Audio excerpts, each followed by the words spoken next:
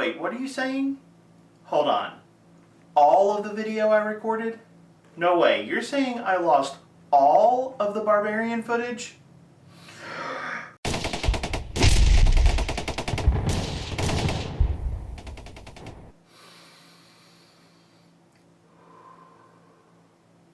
It's okay, Mark. It's just situational irony. Today, we're going to talk about the Barbarian class for Pathfinder 2nd Edition on today's episode of The Local Disaster Tour Guide.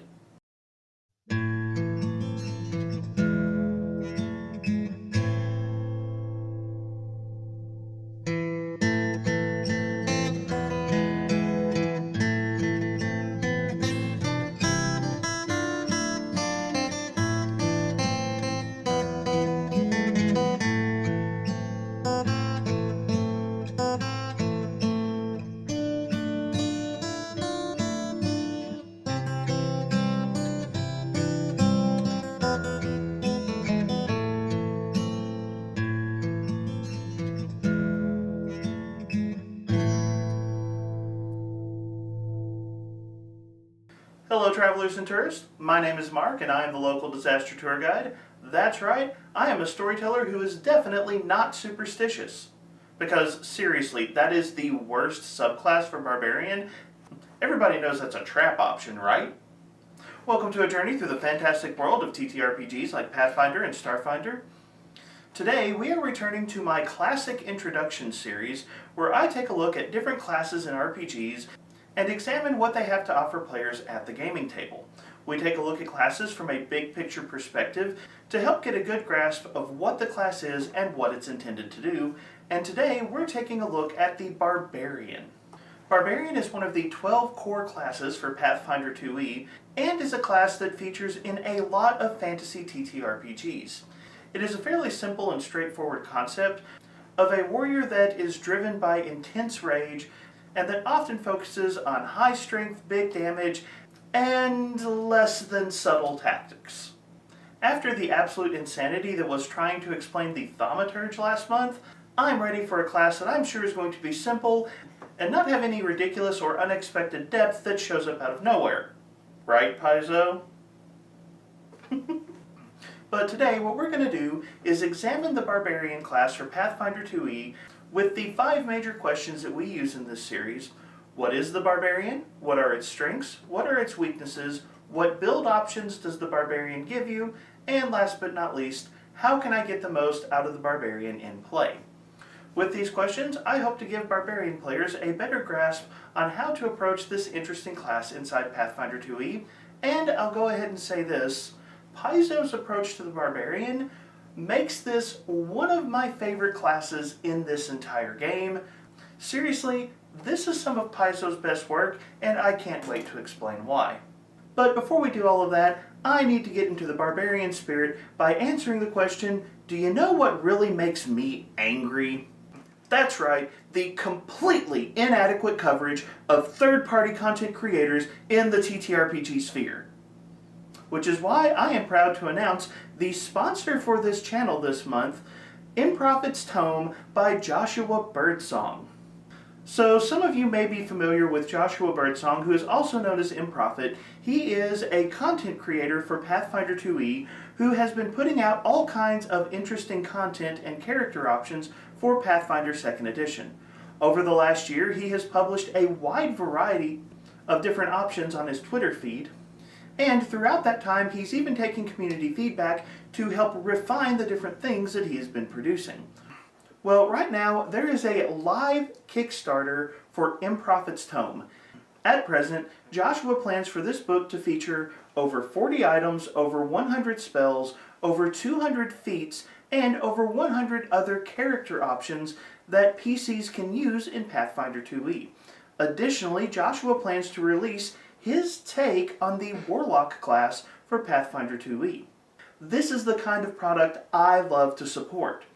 So go down to the video description, click the Kickstarter link to Improphet's Tome, and please give Josh your support. Now, that is what Josh asked me to say about his product, and I'm more than happy to do so, but I want to add something to this sponsor review because I think Josh deserves it. One of my favorite things about Pathfinder 2e is the fact that Paizo publicly playtests so much of their content. It's one of the reasons I think that Pathfinder 2e is such a strong game. Well, remember what Josh did for his content? He published it on Twitter. He took community feedback for over a year and then revised his content to make it better. Josh has done what is a rough equivalent to a third-party playtest. I know it's not formal, but it kind of fits that description. Josh has taken the time to let people give him feedback so his content will be as strong as possible, making for a better play experience. Third-party publishing is already not easy to do, so the fact that Joshua has taken the time to do this with his material gives me a ton of respect for his work, and that is one of the major reasons I want to see his Kickstarter succeed. So please go, please check it out, please give him your support. I'm really excited to see Improphet's Tome come to life. But with all of that out of the way, let's get started. So in classic introductions, what we do is we examine each class in Pathfinder 2e through the lens of the 5 questions I mentioned earlier, and the goal of this series is to give you a big picture view of what a class has to offer. So let's start with our first question for this video, which is simply, what is the Barbarian? And you can think of this as a discussion of the role of the Barbarian class in Pathfinder 2e. If we're using Paizo's terminology, how would they describe the Barbarian's intended playstyle? Well, I'll go ahead and say this. The trope of the Barbarian in most fantasy TTRPGs is pretty simple, pretty straightforward. Big weapons, gets angry, smashes things, and not much else.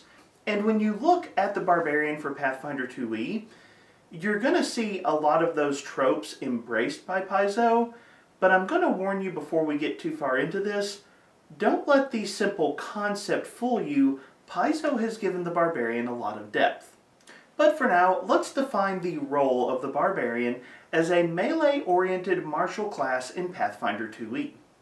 Paizo typically gives us 2 general types of classes that you might use inside of the game: martial classes and caster classes. Though if you've seen some of the other videos in this series, you probably know that I like to divide martial classes into 2 subgroups, which is combat-oriented and skill-oriented classes. Well, today I'm happy to say Paizo is not giving us any tricky terminology here. The Barbarian is definitely a martial-oriented martial class. Paizo has definitely made sure that the Barbarian is a combat-focused class. They've got that down.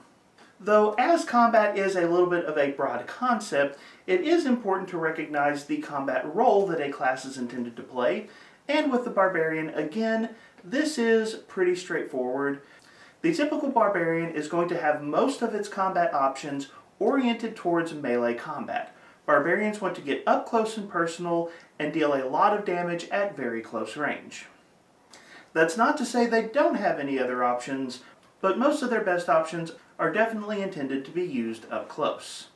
Now, to take this conversation a little bit further, something that I like to do with every class is to give it a complexity rating to help give you an idea of how much work I think a player is going to need to do in order to be successful in using that character. Now, as with any complexity rating that I give in this series, please never let a complexity rating scare you away from a class. Simple classes can still be fun and engaging, and even complex classes can be very manageable when you have a player who is enthusiastic and engaged with the concept. However, with the Barbarian, we don't have to worry about the second end of that scale, because I do feel like the Barbarian is one of the simplest classes in Pathfinder 2e. Overall, I give the Barbarian a complexity rating of 3 out of 10, though with some of the subclasses that might eke up to 4 out of 10, but even the most complex version of the Barbarian is going to be fairly simple, fairly straightforward. I don't think most players are going to need to do a lot of homework to keep up with what their character sheet has to offer. As with any other class inside the game, you can always add complexity through the other choices that you make when you're building your character, but the base Barbarian is pretty simple. And to highlight this, I would like to talk about the key terms that you need to be familiar with if you want to play a Barbarian. Now, one of the cool things that Paizo does with any class that they publish in Pathfinder 2e is they give that class this nice little sidebar that highlights the important terms and concepts that you need to be familiar with if you want to play that class. And the Barbarian shows up with 4 key terms that you need to be familiar with in order to play it. Those terms are Instinct, Rage, Flourish, and Open. Now, the first 2 are incredibly straightforward. Instinct is a reference to the Barbarian's Instinct, which is the primary subclass choice that you will make for your Barbarian. So the Barbarian may have the simple Fury Instinct, or they may have an Animal Instinct or a Giant Instinct. There are a variety of different options, but that key term Instinct just ties to whatever subclass choice you have made for your Barbarian. Typically what this means is that certain abilities can only be used by certain subclasses, or that they are tied to particular subclasses in a particular way. The second key term that you need to be familiar with is Rage. Now, Rage is an ability that Barbarians get, and this is an action that the Barbarian can use to enter the Rage state. The Rage state will last for 10 rounds. You cannot voluntarily end that state early, and while you're in that state, you gain some bonus damage. Pretty nice. However, while you're in Rage, there are going to be some limitations. First off, you cannot use any action with the Concentrate trait, and you will also take a -1 penalty to your AC, as whipping yourself into a frenzy also causes you to lower your defenses. So, when you see the word Rage, your first inclination might be to assume that it is always a reference to the Barbarian's Rage ability, but that's not exactly the case. It can also be a trait that is added to abilities that can only be accessed during Rage. The Barbarian will, from different sources, acquire certain abilities that can only be used during Rage. These might be instinct abilities, it might come from class feats, but if it has the Rage tag, it just means that you must be using Rage in order to use those abilities. Again, not super complex. The other 2 key terms you want to be familiar with are Flourish and Open. Flourish is a key term that we have seen before in this series, and you can think of it as meaning once per turn. Flourish actions are the kind of actions that take just a little bit more out of your character and can't be repeated in the same turn. So the game effectively gives any character a limit of 1 flourish action per round. Even if you have multiple options with the flourish trait, you can still only use 1 of them in a given round, though in a following round, there are no limits. Open is another trait that places some restrictions on when you can use a particular action or activity, and basically what Open means is you need to lead with that option. You cannot use any action or activity with the Open trait if you have made a strike or used another action with the Open trait earlier in the round. It kind of needs to be the first aggressive thing that you do in a given round, though it is worth noting that you can do things like Stride and still have open actions available to you. And those 4 key terms, that's what Paizo gives us to be familiar with when it comes to the Barbarian. All 4 of those are pretty simple, they're pretty straightforward, and even new players, I think, can probably grasp those concepts pretty easily. So here comes the part of the video that longtime viewers definitely see coming, where I point out some of the things that Paizo doesn't include in that handy sidebar that Barbarian players are going to want to pay attention to, even though Paizo doesn't take the time to point it out. First up, let's talk about Rage just a little bit more. The base version of the Rage action, which I've already explained, and the Rage trait that you get from different actions from your instinct or from class feats, everything I've said so far is accurate, but it is worth noting that depending on the instinct or subclass that you pick, your Rage is going to gain additional traits based on the type of Rage that you're using. So for example, if you are playing a Dragon Instinct Barbarian, and your Dragon Instinct is related to red dragons, it's going to gain the Fire trait from that Rage. And you're going to see different things here like Evocation or Transmutation or Polymorph. Each individual Barbarian Instinct is going to add specific traits to your Rage. Most of these are going to be very straightforward. The Dragon Instinct Barbarian gains the Fire trait with its Rage because it deals fire damage. This isn't super complicated, but don't forget that those extra traits are there. The next thing that you need to be aware of is anathema. Now, we have covered anathema previously in this series, but we have seen it in the cleric, champion, and druid videos because anathema are different codes or restrictions that characters must obey as a result of the class or subclass that they have chosen. Now, with a cleric, your anathema are related to your character's deity or religion, but with the barbarian, each instinct is going to give you a unique anathema that your character is required to follow, or you run the risk of losing some of your abilities. Again, a good example here is the Dragon Instinct Barbarian, where your character is either the servant to a dragon or a dragon hunter. And you gain an anathema where you either cannot disrespect a particular type of dragon, or where you must attempt to kill a particular type of dragon, depending on which variation of this instinct you have chosen. Now, unlike the champion, where you have this long prioritized list of what your character's edicts and anathemas would be, the barbarian is simple. You're getting one anathema that your character must obey. It's pretty clear, it's pretty straightforward, but a barbarian player is going to want to keep those in mind when you're deciding which instinct you want and how you want to play your character. But that kind of covers the big picture description of what the barbarian is, so let's move on to our second question in this video, which is, what are the strengths of the barbarian? Oh my gosh, I am just now realizing how many puns I missed in the lead up to this section of the video. But I am not re-recording this, let's keep going. Okay, so when it comes to discussing the strengths, and for the next question, weaknesses of the barbarian, I do think it is worth mentioning that with the barbarian, what you see is what you're going to get. This is a class that's pretty low on the complexity rating after all.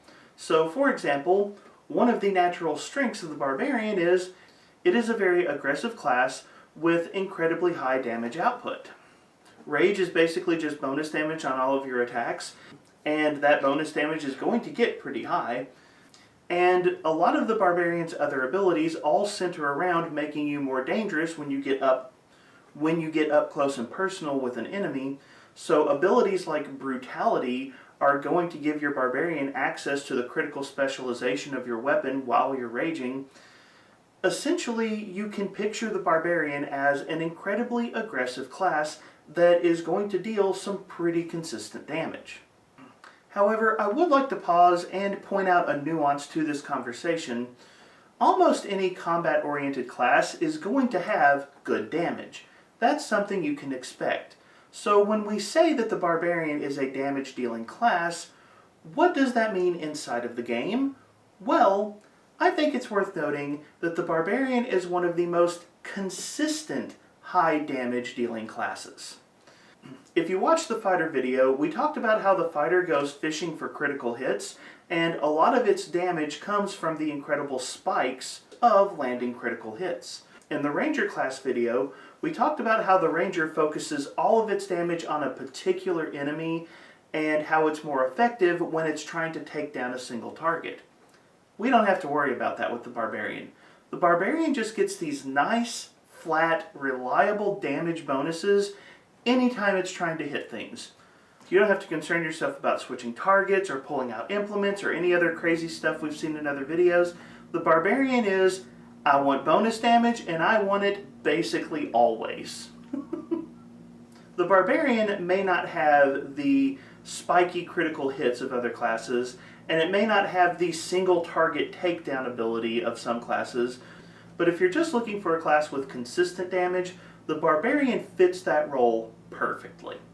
Another strength of the barbarian, which is probably not a surprise to anyone, given that the barbarian is a melee-oriented class, it's a class that's going to come with some nice survivability options.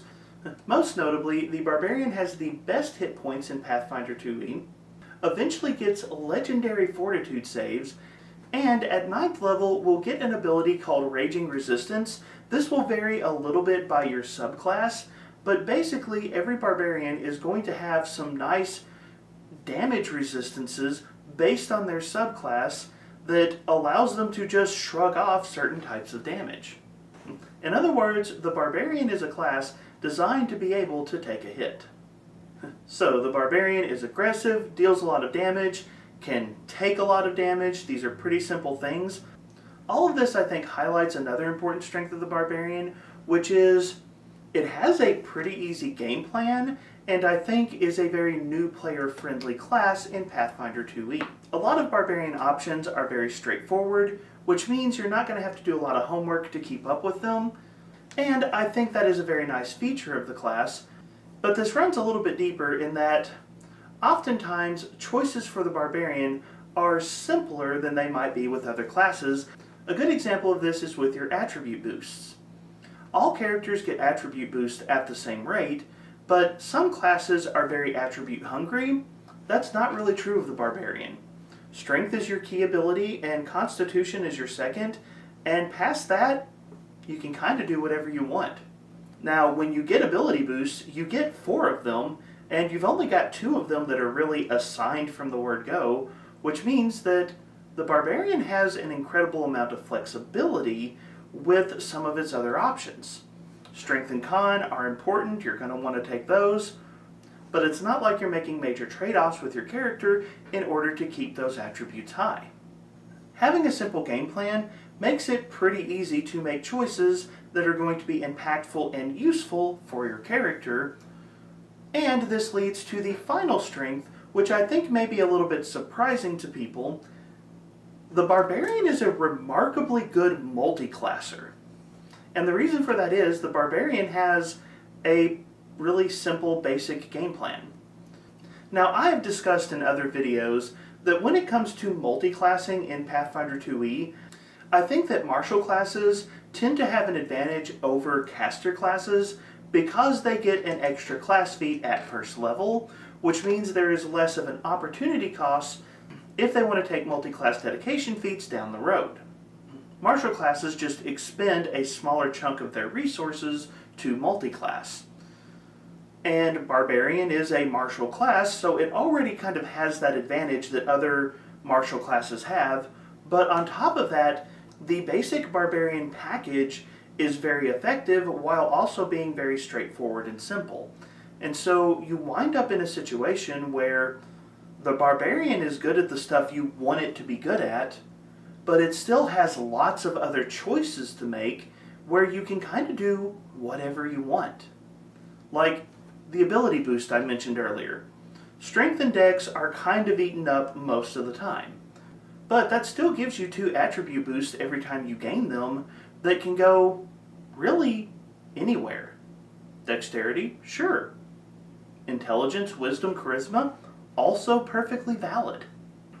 You can have a Barbarian that can pretty effectively push a casting attribute without expending any important resources for its class, and you may think that Barbarian and multi-class caster sounds bad, they can't concentrate while they're raging, but there is a level 1 Barbarian feat called Moment of Clarity that specifically opens the door for Barbarians to be able to use concentrate actions such as casting a spell. The Barbarian is incredibly well set up to explore multi-class archetypes and other archetypes inside of the game, and it can do so without really sacrificing any of the important stuff it needs to function. So when it comes to the Barbarian, a lot of what they have is simple and straightforward and easy to grasp, but it's important to realize that that simple game plan gives you plenty of opportunity to open up your character to some other options that might not be available with a more complex character class. But for any character class, you're going to have both strengths and weaknesses. We've talked about the strengths of the Barbarian, but what weaknesses do you need to be aware of if you choose to play this class? Well, again, the Barbarian is a pretty straightforward concept, so a lot of the weaknesses that you find with the Barbarian are the kind of things that you're probably going to expect, and a good example of this is low defense. The Barbarian takes a penalty to armor class whenever it uses the rage ability, and it cannot voluntarily end that rage if they're taking too many hits, so low defense is a challenge for the Barbarian. Not to mention the fact that certain instincts, like the Giant Instinct Barbarian, can gain the Clumsy condition, further hampering their armor class and causing them to take more damage. And I think this is a good point to stop and realize that a lot of the Barbarian weaknesses are the reverse side of the coin for the strengths that the Barbarian has. Earlier we mentioned that the Barbarian has excellent hit points, good fortitude saves, and can even get some damage reduction. They're really good at absorbing hits. Why is that? Well, it's because they're going to take a lot of them. The strength and the weakness kind of go hand in hand, and that's something that you should be familiar with if you choose to play a Barbarian. Oftentimes, what you are good at is going to set where you struggle at the same time. Another important Barbarian weakness is poor ranged combat. Now, there are Barbarian options that are going to give you some things to do in ranged combat, not the least of which is the friendly toss ability from the Advanced Player's Guide, which is like top 5 class feats in the entire game for me. But as a general rule, the Barbarian is a class that is focused on melee combat. And as a class that focuses on melee combat, that means if your enemies are at range and are hard to close with, the Barbarian is naturally going to struggle. By focusing so heavily on being up close and personal with your opponents, the Barbarian naturally puts himself at a disadvantage when it comes to ranged combat. The strength and the weakness again go hand in hand. But I think the Barbarian weakness that is the most worth discussing is something that I've seen talked about a lot on the internet when it comes to the Barbarian, which is trap feats or trap options for the Barbarian class. This is something I see talked about a lot. There are people all over the place who like to complain about some of the class options that you get for Barbarians. They will look at certain Barbarian class feats, and one particular instinct that we're going to talk about in the subclass section, and they just look at these options and say, these are bad. These just do not hold up well against other options inside of the class. And to be fair, I think there is some credibility to this complaint about the Barbarian.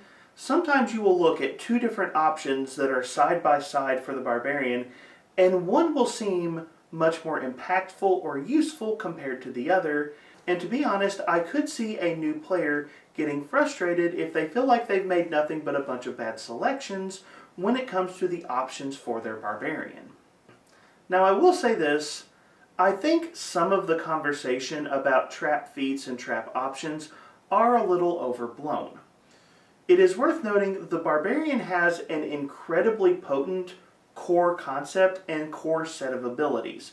The rage ability that drives most of what the Barbarian does is very powerful.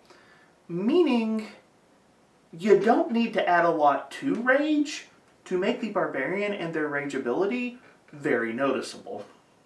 Which in turn kind of means that the Barbarian has a little more room to play around with class feats or other options that may not be as readily useful and more niche than some of the basic abilities that they have. And because the basic abilities are solid, it's okay if the niche abilities don't show up all of the time, because you're not going to need them all of the time. You already have a good set of tools. I think if you view the Barbarian options as specialized tools that you're adding to the kit, rather than basic tools that define the kit, I think that will lead to a better play experience for a lot of people. But to be fair, I do think that there are certain options for the Barbarian that are notably very niche, and it could be frustrating if you feel like you have wasted certain selections. So as a Barbarian player, it might be worth reading up on some of the different options that you have, just to make sure that you're going to get the mileage out of them. Also, on the subject of class feats at least, remember that rules as written in Pathfinder 2, retraining is an option, so if you feel like you have stumbled into a trap feat for the Barbarian, you do have the option of talking to your game master, spending some downtime, and switching it out for something else. So don't be afraid to do that if you feel like you're not happy with the selection that you've made. But alright, we've spent enough time talking about the big picture of what the Barbarian is. Let's dive into some of the options that the Barbarian gives instead. What are my build options if I choose to play a Barbarian? Now with the Barbarian, your subclass is going to be known as an instinct, which is a description of where the rage that drives your Barbarian comes from. Maybe your Barbarian just has that classic deep pool of anger that they can draw on whenever they need it. Or maybe your Barbarian's rage is more animalistic in nature. Each instinct for the Barbarian is going to offer a slightly different take on this core rage mechanic, and I think that they are all quite interesting and all a lot of fun. Now the core rulebook for Pathfinder 2e is going to give us 5 different instincts, and then the advanced player guide is going to offer an additional instinct as well.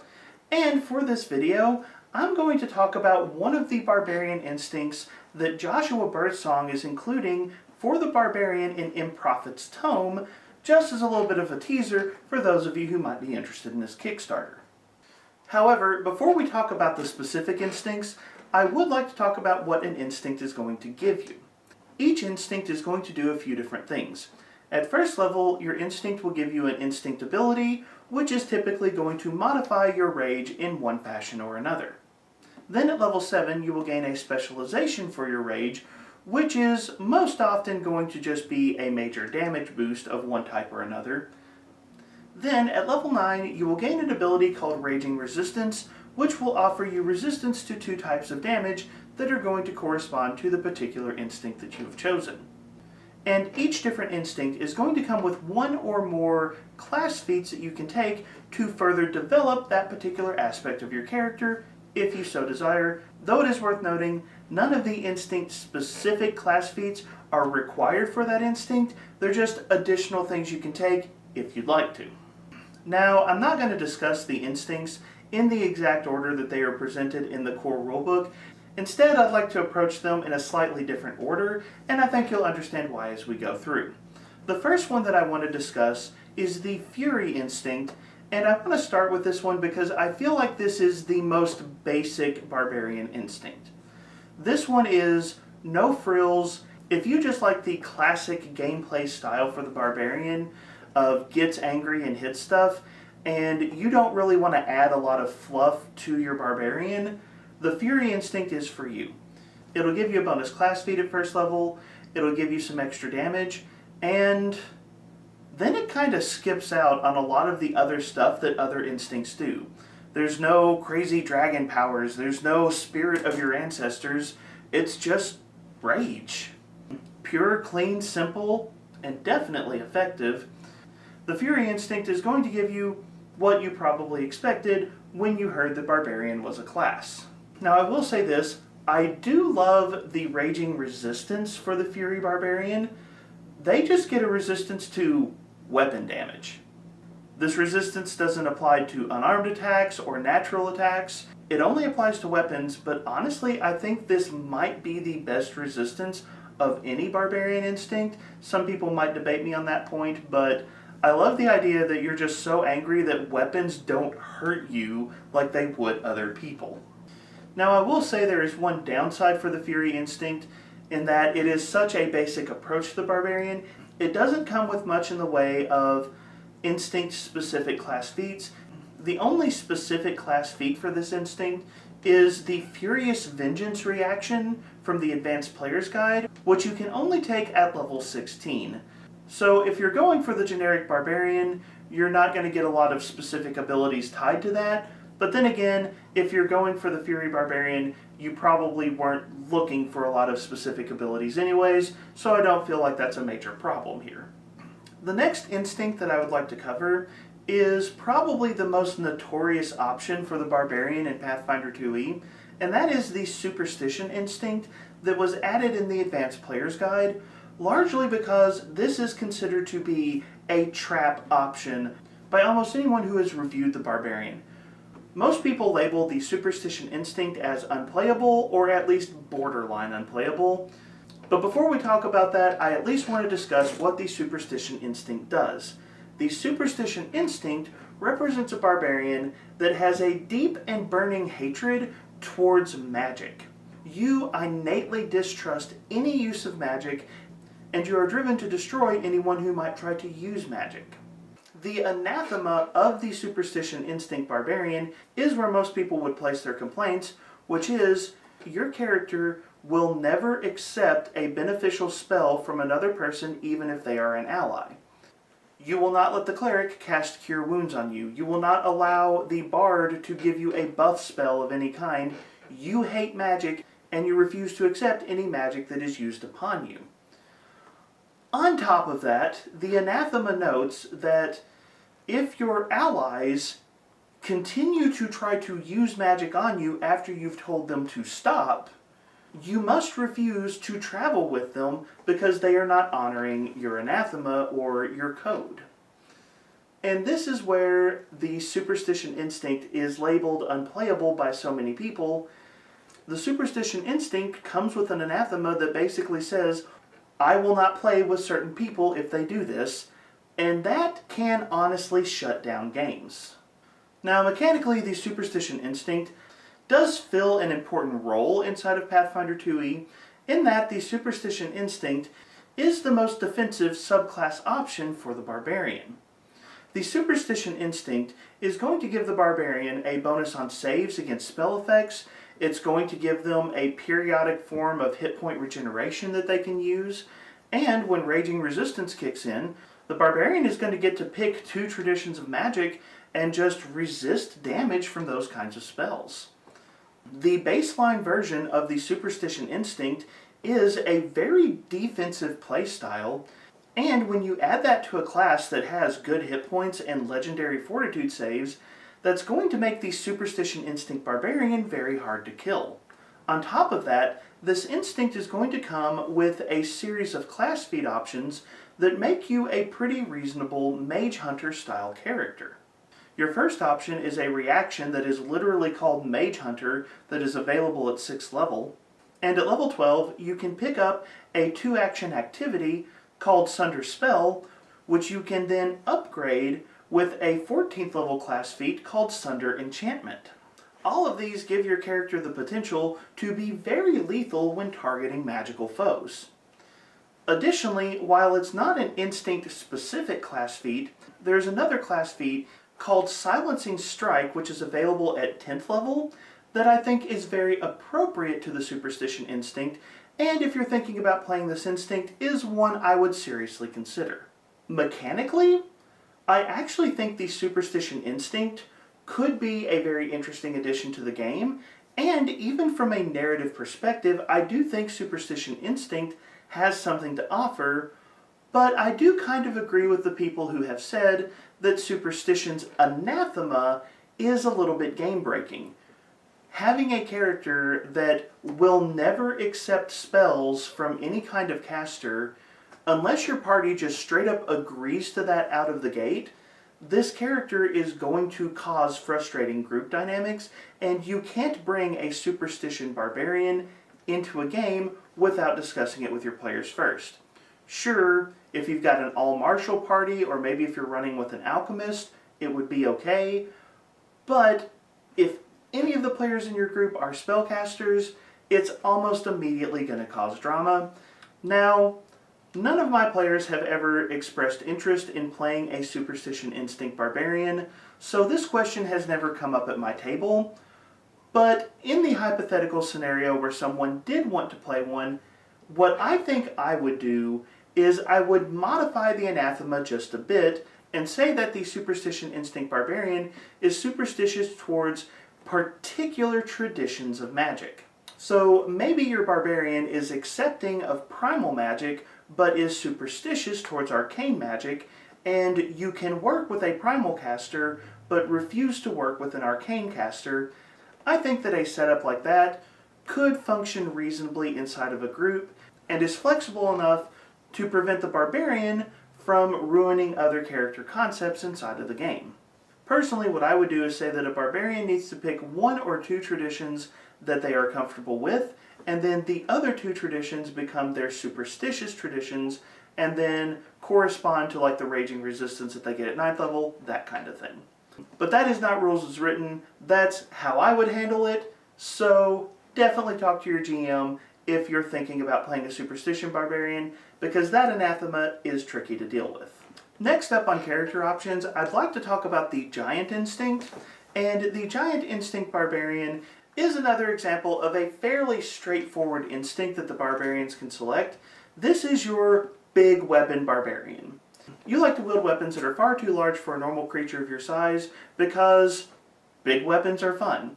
And essentially the Giant Instinct Barbarian is a subclass option that gives you big weapons and incredible damage, but with the additional penalty that you are clumsy while trying to wield those oversized weapons. There are 3 instinct-specific class feats that are optional for you to take. The first is an action called Giant Stature that can allow your character to grow to large size. That's available at 6th level, and at 12th level you can upgrade that with a class feat called Titan Stature, which can grow you to huge size instead. And then at 14th level you gain access to a class feat called Giant's Lunge, which is an action that you can take to increase the effective range of your weapons.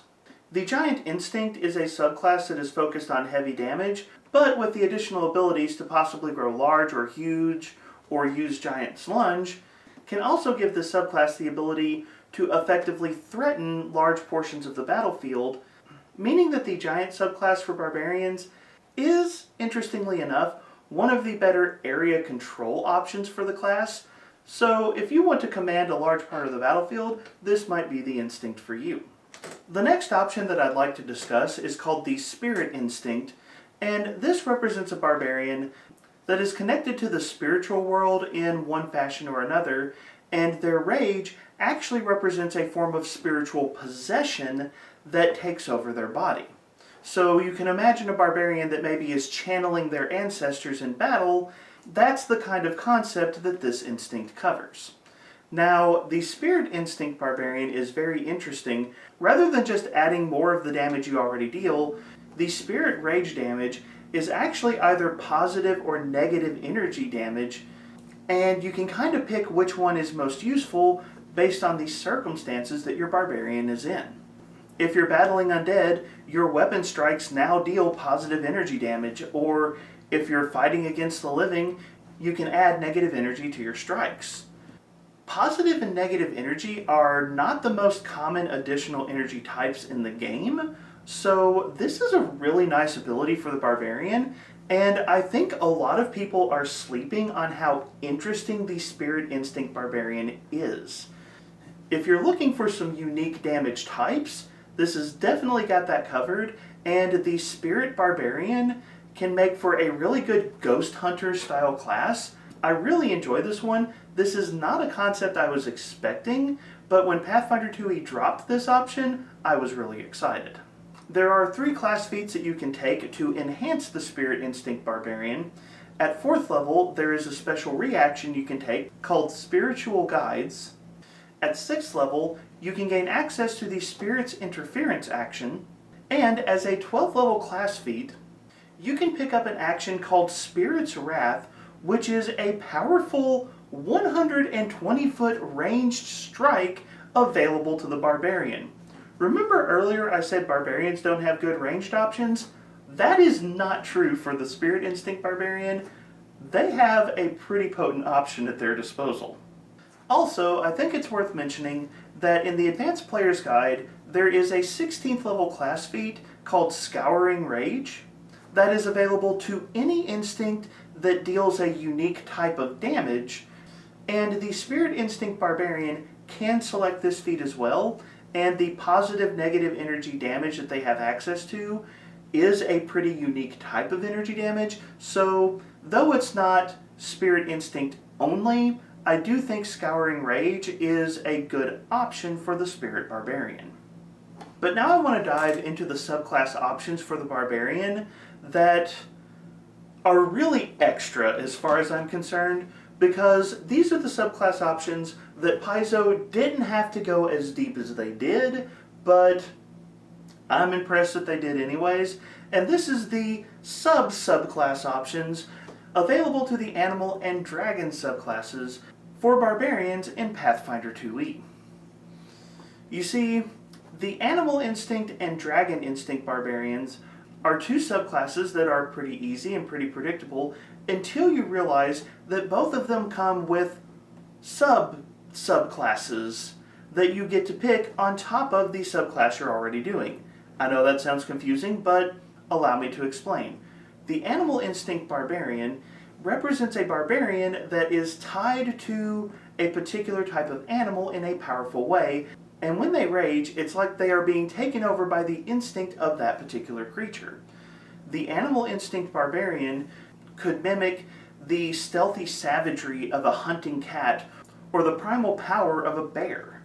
As an animal barbarian, you get to pick from one of 9 different types of animals, and when you use your rage, you actually grow natural weapons that mimic the natural attacks of the animal that you've chosen. Bear, cat, shark, even frog is an option. You get to pick a particular type of animal that you imitate, and if I'm being entirely honest here, it wouldn't be hard for most game masters to pretty easily homebrew some additional animals if you have a barbarian player who's wanting to go down that road. This is a subclass option that comes with some incredible variety even underneath the subclass itself. There are 3 subclass specific feats: Animal Skin at level 6, the Animal Rage action at level 8, and Predator's Pounce, which comes in at level 12. The restriction for the Animal Instinct Barbarian is when you are raging, you have to use your natural attacks and you can't use manufactured weapons, but honestly, if you go down this path, that's probably the type of attacks that you wanted to use anyways. So the Animal Instinct is going to fill a pretty predictable role inside the game, but it is worth noting, Paizo has pointed out if you want to play a character who is a lycanthrope, like a werewolf, the Animal Instinct Barbarian is an effective way to do just that. When my Wolf Instinct Barbarian rages, that is the werewolf, the lycanthrope, coming out. That is one way you could try to portray that kind of character, and I think it's pretty cool that that option exists inside of Pathfinder 2e, so players, storytellers, keep that particular niche of the rules in mind.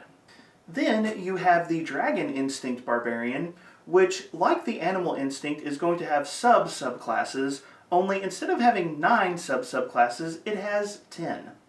And in this case, the Dragon Instinct Barbarian is going to pick its subclass on the basis of what kind of dragon the barbarian is tied to. So maybe your barbarian is a servant of gold dragons, or maybe your barbarian loves to hunt green dragons. You get to pick one of the 10 main types of dragon, and a lot of your abilities come from and revolve around the element of that particular dragon. But if you were paying attention, you may have noticed that I teased the Dragon Instinct Barbarian doesn't have 10 subclasses, it actually has 20. Seriously, Paizo, why did you do this to me? Because the Dragon Instinct Barbarian can be a servant of red dragons or a hunter of red dragons. And this is true for each type of dragon that are available under this barbarian subclass. And like the Animal Instinct Barbarian before it, again, this is not super hard for a player and game master to homebrew a different type of dragon if that's appropriate to the character concept that you have.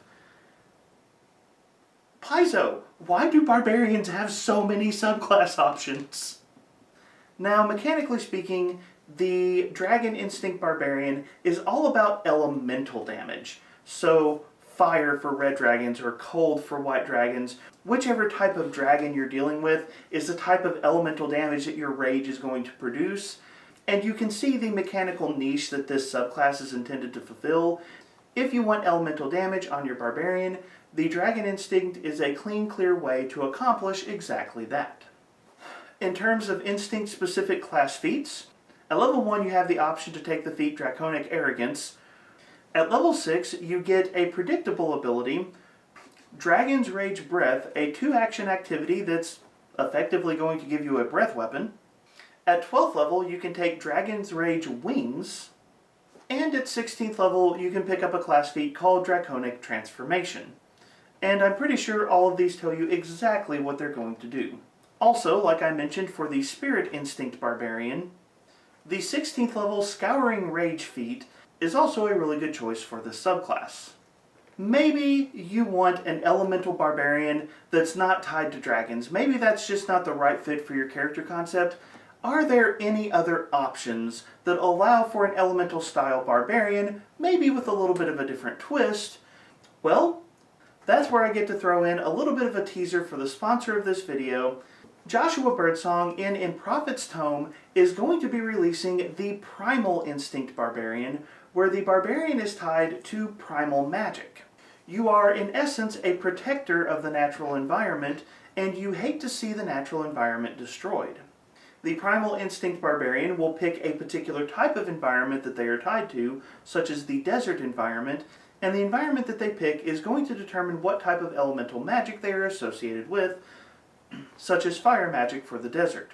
Improphet has given us 10 different types of Primal Instinct Barbarian, keeping with the subclasses theme that we've been running with for the last few options. And since this is a subclass that deals elemental damage, it is going to fit well with that 16th level class feat Scouring Rage that I've mentioned a few times already. The special abilities associated with Improphet's work include the ability to blast your foes with elemental damage, and you can pick up some custom class feats that he has created, such as Healing Surge at level 6, Adaptive Rage at level 8, or Primal Master at level 18. Now I will say that the subclass that Improphet has designed does fit a similar niche to the dragon in that a lot of its abilities are elemental themed, but I do enjoy the fact that they've added some healing magic twist in there to give it a slightly different flavor and to modify its role inside the game just a bit so that it's not just a cut and paste version of the Dragon Instinct that we discussed earlier. So Improphet, thank you for adding this option to the game. And for those of you who are interested in Improphet's work, he actually includes 3 other Barbarian Instincts as well, the Shield, Storm, and Zealot Instincts, which you can read up on as well if you check out his work. But that is a ton of different subclass options, so I think we're safe to leave the conversation about subclasses at that. Paizo and some third-party creators have definitely given us a lot of different ways that we can take our barbarian character. Whew. Okay, so this video has been really long.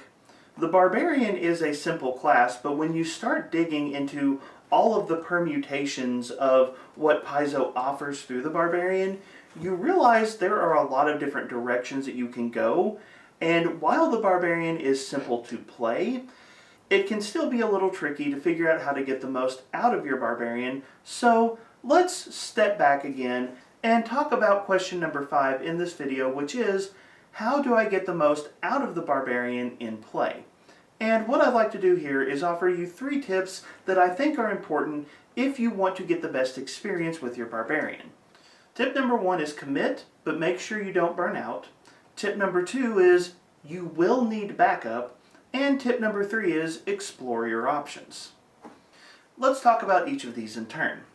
First up is commit, but don't burn out.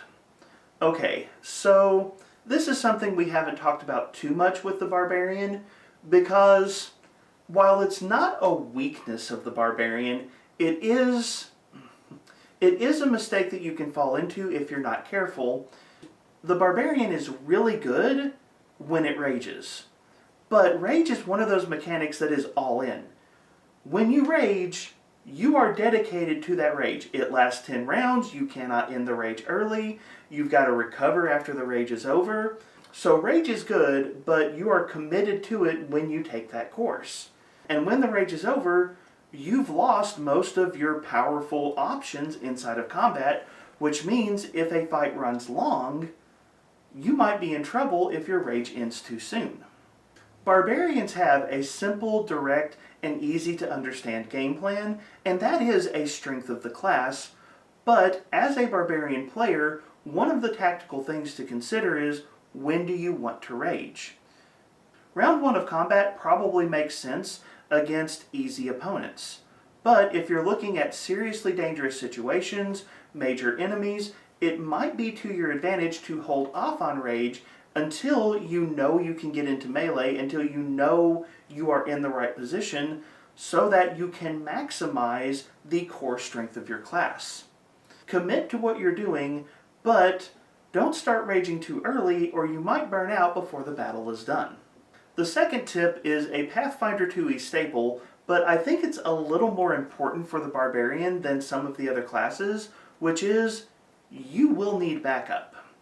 Now, in Pathfinder 2e, teamwork is vital. Yes, I'm straight up quoting Team Player Gaming on that one. The game is built around the assumption of teamwork, and any character that is not working well with its party members is going to be less effective. But with the Barbarian, because the core of your class commits so heavily to a particular tactic, that does kind of lock you out of other options, at least while you're raging, and for that reason, you're just going to need other team members to cover those parts of the fight. We've already mentioned that the Barbarian is likely going to take a lot more damage than other martial classes, so you're going to need the party healer to keep you up. That's an easy example. Your role in the group is simple and easy to understand, but that doesn't mean that it's not important to communicate with your group and make sure that you are supporting their tactics and that their tactics are supporting you in order to ensure that you're getting the most out of your character during the fight. And then last but not least, going back to the strengths that I mentioned, the one surprise strength of the Barbarian is a good multi-classer, or a good class to take archetypes with in Pathfinder 2e. Barbarians have a very strong core, which opens up a lot of their other options to go in any direction that they want.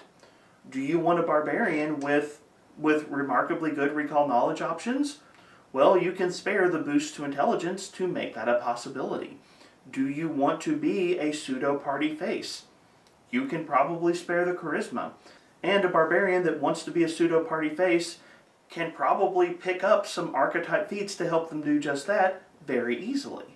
The core of your game plan is important and you want to make sure you're using that well, but don't forget, as a Barbarian, you have the flexibility to add other ideas and other options to your gameplay, and you want to make sure to explore those options and find things that fit well with your playstyle and, as I mentioned on the previous point, with the teamwork strategies that you and your group are going to be using.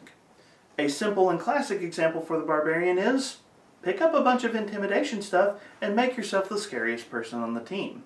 The point is, don't just limit your options to hit it with a big sword when you've actually got a lot of options at your disposal. But I think that is a pretty solid introduction to what the Barbarian class is in Pathfinder 2e, so I think the time has come to turn the conversation over to you. What are your thoughts on the Barbarian class in Pathfinder 2nd Edition? Do you agree with my assessment, or is there something that you feel that I missed? Are there strengths that I overlooked? Are there weaknesses I failed to mention? And do you think the Superstition instinct is just trash, or do you think it's playable? And what changes might you make to the Superstition anathema to make it more playable at your table? Let me know in the comments section down below. Don't forget to do all of the YouTube stuff that helps keep this channel running. Seriously guys, I lost the entire first version of this video and had to re-record everything. I need support. A like, a share, a subscribe. It means the world, it really does. And don't forget that you can check out my free Discord and my Patreon. Both of those will be linked down in the video description. Before I go, I've got to give one last shout out to this month's channel sponsor, Joshua Birdsong, and his Kickstarter, which is live right now for Improphet's Tome. Again, link in the video description. Go, check that out. I love to see good third-party content being created and put out there, so I want this Kickstarter to be successful. But as always, thank you so much for being here. Thank you so much for being part of the conversation. Have a wonderful day.